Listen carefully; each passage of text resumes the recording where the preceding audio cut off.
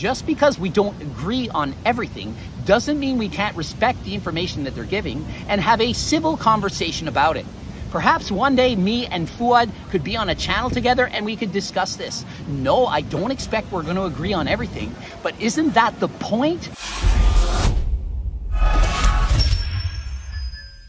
Coach Greg, and yet again, Fouad Abiad is calling me out. And so we're going to get right into this debate, what it's all about, what they're saying, what I'm saying, and listen, it's all in good fun. Just because they're disagreeing with what I say doesn't mean they don't have a valid opinion. It's funny because Greg Doucette made that video and said it wasn't hard to eat a lot of food, which we've already disagreed with, but he compared it to dieting, which I never did in the first place because I think dieting is hard. And so for me, the answer is obvious. It's way harder to diet to get show stage ready than it is to eat enough food to grow in the off season. However, that's for me.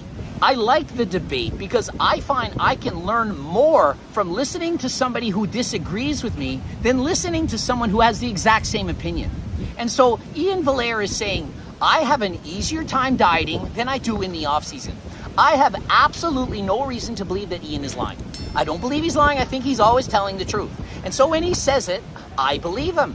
He must have amazing special genetics. He can function better on a diet when he's cutting for competition than he can in the off season. And let's be honest, when Iain is in his full on season form, he's still in amazing shape. He doesn't get fat. He looks like a bodybuilder. He's not sloppy. He looks absolutely amazing on season and off. And frankly, I'm jealous of that. I wish I could feel as good as I do while dieting as I do in the off season. And I think the other guys, they basically agreed with me up to a point. They said, also agree that like the last 2 weeks are pretty tough. But that's what you're talking about spending 6 months pounding food. Very difficult to have energy and feel good when you're extremely lean. Perhaps halfway through the diet, not bad. 8 weeks out, perhaps you still have 10% body fat. You feel pretty good, you can function normally. But as the show gets closer and closer, you're struggling. Dude, if I could progress while dieting, I would be dieting and lean all year round. That is super easy. And I've witnessed this. He's dieting for a competition, does the show, and continues to diet, holds his condition, competes again a few weeks or even months later. Iain can do this. I cannot. I cannot get down 4 or 5% body fat, function normally. If I try to keep functioning at that level, I lose muscle, I feel like shit, my life is not worth living. I can stay like that, eating, being slightly hungry, like in that kind of position, like prep life all year. And so Iain says, if I could progress in bodybuilding, build muscle while being shredded year round, I would do it because I function perfectly. But he has to up the calories, eat more food than last time in order to keep building muscle. I 100% believe him. So when he says he has to force feed, bulk up, feel uncomfortable, I believe him. There's no reason for him to lie. But I don't think that most people, as in 99.9% of the world, would be the same as Iain. These are elite specimens. I mean, what percent of people are as big as Iain or Fouad or any of these guys? Maybe 1 in 1,000? Maybe 1 in 1,000,000. So not everyone, the average viewer, can watch these guys and follow their advice and learn from it. This is specific advice that caters to them. We're not talking about average people. We're literally talking about us. Professional bodybuilders close to 300 pounds. The problem is most people who watch these videos are not IFBB pros who weigh between 250 and 300 pounds. Most people are guys, girls who work out, are in shape, perhaps they're even competitors, but they're not nearly as big as this. What we do think is we need to copy these guys' training programs, eating programs, and supplement routines in order to get the gains that they have.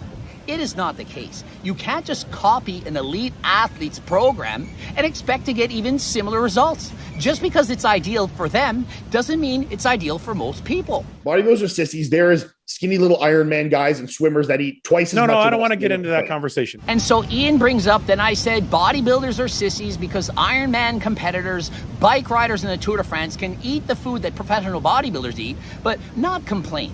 And the reason I stated that is because it's actually true that Ironman competitors, guys in the Tour de France, they might be 150 pounds or less, but they're eating more calories than professional bodybuilders. I believe we can learn from everybody. And so if Ironman and Tour de France competitors are actually able to get by with eating that much food without complaining, what is it that we can take from them? What can we learn from them? Notice what they're consuming. A lot of power gels, a lot of carbs, a lot of high calorie dense foods. perhaps professional bodybuilders can eat a lot more similarly to Ironman or bike riders. Not exactly. Of course, professional bodybuilders are going to have more protein than Ironman competitors, but perhaps they can take some of the tips that the Ironman competitors are doing into their own routines. Can bodybuilders, in fact, add more oils, nuts, seeds, high-calorie, high-fat foods into their diet? Rather than eating a chicken breast, could they eat a steak if the steak has more calories? Rather than having white fish, could they have salmon, much more fat and more calories? He made another point that we weren't making, but I actually think it's interesting to talk about. Is it harder to diet than it is to eat mass amounts of food? And so because we have a different opinion, it allows us to have a conversation, a debate, if you will. That way we can learn a lot more from each other. Just because we don't agree on everything doesn't mean we can't respect the information that they're giving and have a civil conversation about it. Perhaps one day me and Fouad could be on a channel together and we could discuss this. No, I don't expect we're going to agree on everything, but isn't that the point? Isn't it the point for me to share why I think he's right or wrong about something, and for him to say, I don't think Greg is right about this or not right about this? Can't we have a different opinion, talk about it for the benefit of other people? I would take the dieting 10 times I would take the dieting all day, every day, no question. Yeah, I would I agree. And so clearly we can see that for these top IFBB pro bodybuilders, the off-season is very, very difficult. And so what does this new information tell me? Well, for me, it makes me realize that bodybuilding is even that much harder than I thought it was. For me, the last 4 weeks, that is a nightmare. Why does anyone want to be a bodybuilder? You've heard me preach about the dangers of getting to 4 and 5% body fat, how hard it is mentally and physically. Now imagine this, the off season is even harder. The amount of suffering that I do, tremendous. Add to that the off season is even worse. When is it fun? When is bodybuilding an enjoyable experience? That like 8-week out phase where you're Man, because like you're so much more energetic, like you're not slugged down 8 by week out is right. Perhaps 8 weeks out is the sweet spot, somewhere halfway. Somewhere halfway between bulking and being shredded, somewhere in the middle, that's where the balance is. You know where that is? That's where I main gain at. You're thinking, oh, but main gaining makes no sense. Somewhere between suffering because you're eating too much and suffering because you're not eating enough, it's balance somewhere in the middle where you feel good. I can get good nights of sleep. I have energy in the gym. I'm not suffering. I don't need a CPAP machine. I'm getting quality gains. I feel great. I can ride my bike. I can do everything. I can enjoy food. I can do everything I want to do. That's where I eat. But no, it's bad. You can't gain muscle while main gaining.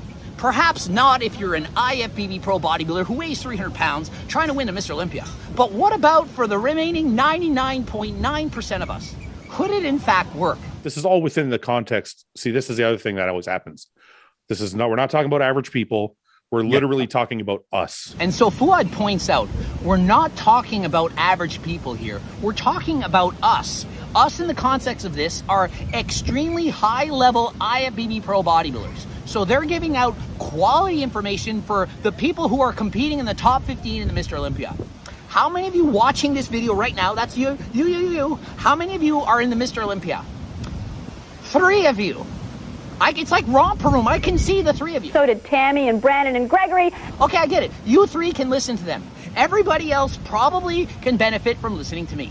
Not saying I know more than them, I'm just saying I'm speaking to the masses. The majority of people listening to me right now are more likely going to be benefiting from listening to somebody speaking to 99.9% of the world than those speaking to the top 15 IFBB pros in the world. I asked Greg on this post, I commented on it and said, do you think you could have been bigger if you had eaten more? And so Iain is not lying. He made a comment on my post on Instagram and he said, Greg, don't you think you could get bigger had you have eaten more? Had you bulked more in the off season, couldn't you have been bigger? I competed in the mid 190s at my best. Iain saying, had I pushed the food more in the off season, perhaps I could have been a better bodybuilder, perhaps weighing 205, 210 pounds, maybe I would have made the Olympia. And my response was, no, I don't think so. I started out small, didn't have a lot of muscle, didn't have amazing genetics to get huge, but yet I competed as a bantamweight, moved my way up to heavyweight. How many people other than Dexter Jackson went from bantamweight up into the heavyweight division? Not many. I put on a ton of muscle. For being a smaller guy, wasn't known for being huge, to going into winning a heavyweight competition, turning IFBB pro. Does that not show I gained a lot of muscle? And so I don't think I could keep gaining more. Have I ever bulked? Absolutely. I was 232 pounds in the off season. 232. I had far more body fat than Iain. You can debate me, I was certainly a lot more sloppy in my off season than Iain in his. I had far fewer lines, more body fat, a higher body fat percentage than Iain, even though Ian's pushing the food. I was clearly pushing the food. I was trying to bulk up to bench press the world record. Trying to eat as much as I humanly could to get as fat as possible so I could bench press more weight. And what was the results? I competed again after that, wasn't any bigger, didn't get bigger. Perhaps if I abused even more drugs, I could have put on maybe 5 pounds more muscle. Who knows, maybe 10 if I spent $100,000 on growth hormone. I don't know.